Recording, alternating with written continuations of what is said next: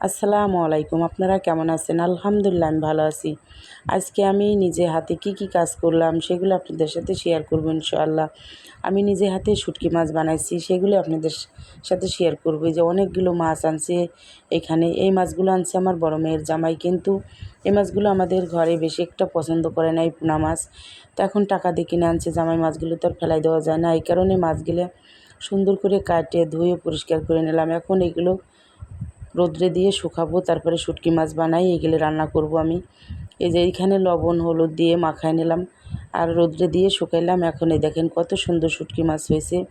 শুটকি মাছ আমার কাছে খুবই ভালো লাগে তাজা মাছের চাইতে। এখন এই কড়াইয়ের ভিতরে তেল দিয়ে দিলাম, তারপরে আদা বাটা, রসুন বাটা, জিরা বাটা, হলুদের গুঁড়া, মরিচের গুঁড়া, লবণ, ধনিয়া গুঁড়া সব কিছু দিয়ে মশলাটা সুন্দর করে কষিয়ে নিলাম। তারপরে এখানে দিয়ে দিলাম মাছগুলো দিয়ে আবার একটু কষিয়ে নিলাম। এখন এখানে কিছু শাকসবজি আমি কেটে নিয়েছি, এই শাকসবজি দিয়েই আমি রান্নাটা করব, অনেক তাজা শাকসবজি। এদিকে আমার বোন ভাগ্নি আমাদের বাড়িতে বেড়াইতে আসছে আজকে। বোন ভাগ্নি বিকালবেলা চলে যাবি। বোন আমার শুটকি মাছ খুবই খাইতে পছন্দ করে। তারপর আমার হাতে বানানো শুটকি আমার বোন শুনে সেরে আমার কাছে বলল, আপু তুমি এগুলো রান্না করো, এগুলো দিয়ে অনেকগুলো ভাত খাবো।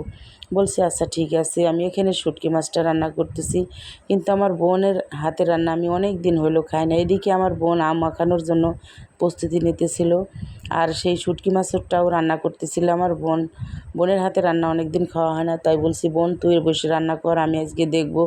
বোন বলছে আচ্ছা ঠিক আছে আমি রান্না করবো। যেখানে বোনটা আমার রান্না করতেছে, কিন্তু এই রান্নাটা হইলে আবার আরেকটা রান্না করব, সেটা হলো মুরগির মাংস রান্না করব।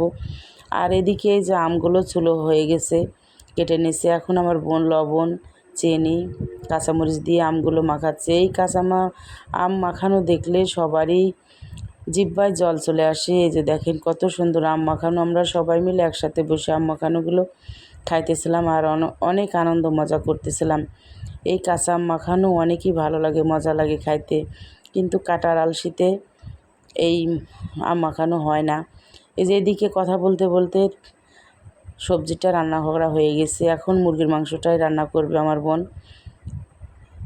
পেঁয়াজ কুচি তেল দিয়ে এখন তারপরে মশলা ভুনিয়েই মাংসটা দিয়ে দেবে। এদিকে দুপুর গড়িয়ে আসলো, কিন্তু সবার পেটে খিদা লাগছে। রান্নাটা অনেক দেরি হয়ে গেছে।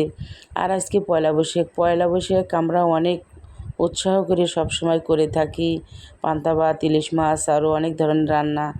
কিন্তু আমরা মুসলমান, আমাদের এটা করা ঠিক না একদমও। কিন্তু তারপরেও বাচ্চারা অনেক করে, এই কারণে বাচ্চাদের বোঝানোর জন্য অনেক কিছুই করতে হয়। কিন্তু আমরা সেরকম কোনো কিছুই আজকে করি নাই, ওই পয়লা বৈশাখ হিসাবে এমনিতেই মুরগির মাংস আর শুটকি মাছ রান্না করলাম।